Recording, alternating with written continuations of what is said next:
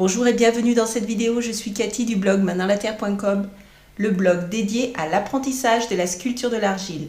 Et dans cette vidéo, nous allons parler de l'argile sans cuisson. Si vous commencez le modelage de la terre, vous devez savoir que la plus grosse contrainte est le passage au four, qui n'a rien à voir avec votre four de cuisine, puisqu'il monte jusqu'à 980 degrés. Vous avez environ 12 heures de montée et 12 heures de refroidissement. C'est une véritable transformation chimique, organique, presque alchimique de la terre. Utiliser de l'argile sans cuisson vous permet aussi de ne pas passer par le vidage, même si je préconise quand même de toujours un petit peu vider vos pièces parce que c'est inutile d'avoir de l'argile en supplément, et puis vous pouvez en plus le récupérer parce que l'argile sans cuisson est beaucoup plus onéreux que l'argile à cuire, donc vous pouvez le récupérer pour faire d'autres sculptures. Alors il ne s'agit pas de les vider comme pour une pièce à cuire, mais quand même de les vider légèrement, de les évider on va dire légèrement. Alors pourquoi on vide les sculptures? Parce que à ces températures-là, donc 980 degrés et voire plus, l'air se dilate et il peut éventuellement avoir des bulles d'air qui se sont enchâssées dans une pièce qui serait pleine. Et là du coup, la pièce explose. Donc l'argile sans cuisson vous permet d'éviter cette partie qui peut être un peu stressante.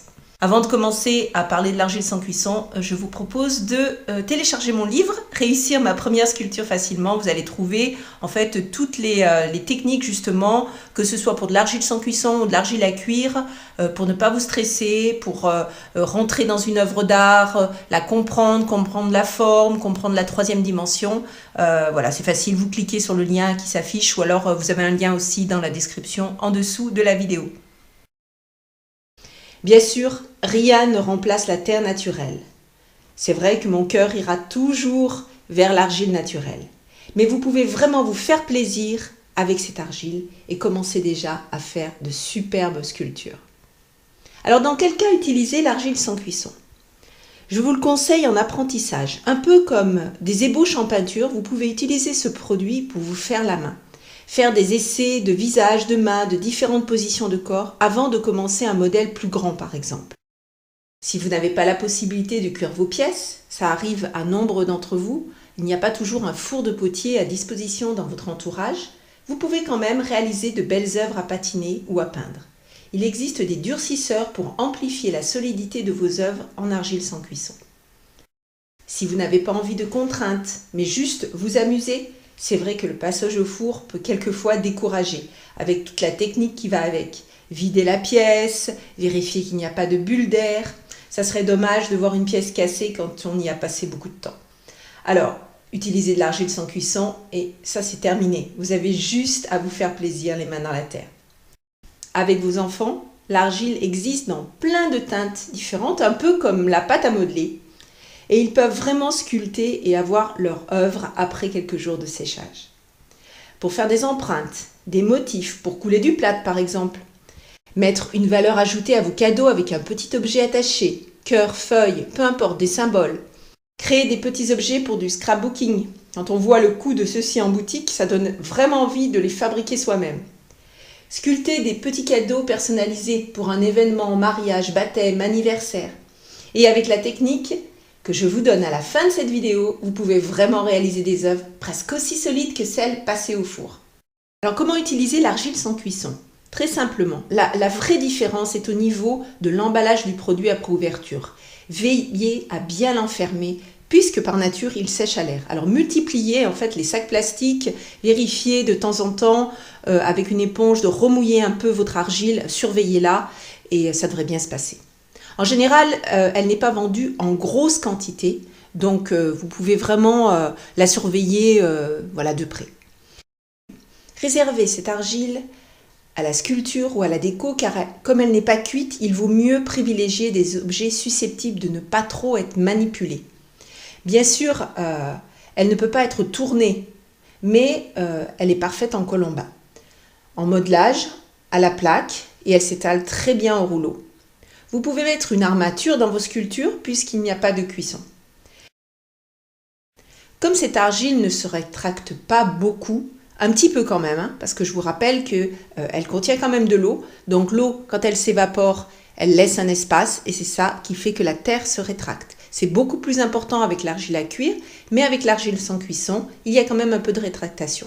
Seulement après, vous pouvez poncer pour ajuster les matériaux que vous allez en fait adapter. Donc comme des pierres, pourquoi pas des pierres semi-précieuses, du métal, du bois. Si vous faites des boîtes, vous pouvez faire des couvercles en bois. En fait, il y a énormément de choses à faire avec cette argile. Alors comme promis, voici un petit secret qui va rendre vos pièces presque incassables. D'ajouter du papier dans votre argile sans cuisson et ça va le rendre presque incassable. Bon, c'est un petit peu compliqué en préparation, mais si vous voulez par exemple vendre vos pièces, il va falloir vraiment qu'elles soient aussi dures qu'une argile qui va être cuite parce que derrière vous allez les peindre ou les patiner et bon si vous êtes amené à les vendre, il ne faut pas que la pièce soit cassable, on va dire. Alors voici la recette que je vais vous donner. Donc il y a entre 20 et 30% maximum de papier. Alors vous prenez du rouleau papier toilette blanc, tout simple, et il faut faire tremper votre rouleau et ensuite vous le mixez avec l'argile et ça va donner une argile un petit peu liquide bien sûr. Vous le mixez, vous savez, avec un mixeur plongeant, donc vous mettez de l'eau, donc tout ça va se mélanger et ensuite il va falloir attendre que l'eau s'évapore un peu, il faut surveiller et puis vous malaxez, mais je vous garantis que là, avec le papier, ça va vraiment donner quelque chose de très très dur parce que en fait dans l'argile sans cuisson, il y a un mélange de résine, donc si vous ajoutez du papier, ça va être presque incassable.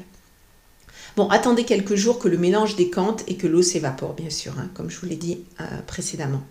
Vous pouvez utiliser pour sculpter. L'inconvénient, je dirais le seul inconvénient, c'est que les petites fibres du papier empêchent les détails fins. Par exemple, si vous faites des pièces avec beaucoup de détails, des petits visages, eh bien, pour l'avoir testé, en fait, le petit grain de papier, les petites fibres de papier empêchent un petit peu les détails. Mais bon, franchement, pour les grosses pièces ou les pièces qui sont assez simples, imaginez des pièces un peu stylisées, eh bien, c'est parfait. Et puis en plus, elle sera plus légère. Allez, vous êtes des petits gâtés, je vais vous donner un truc supplémentaire.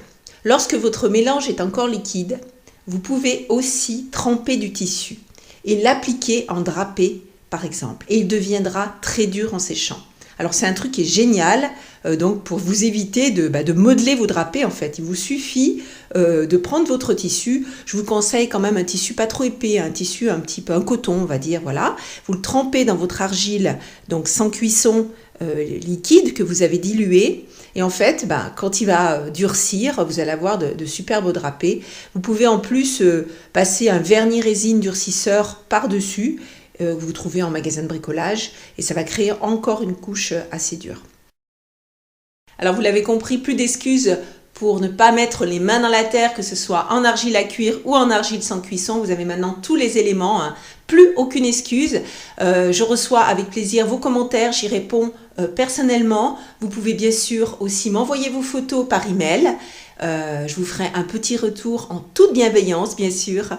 Et puis, vous pouvez à nouveau télécharger le livre « Réussir votre première sculpture facilement ». Il suffit de cliquer sur le lien dans la description ou sur le lien qui s'affiche. À bientôt, bye bye!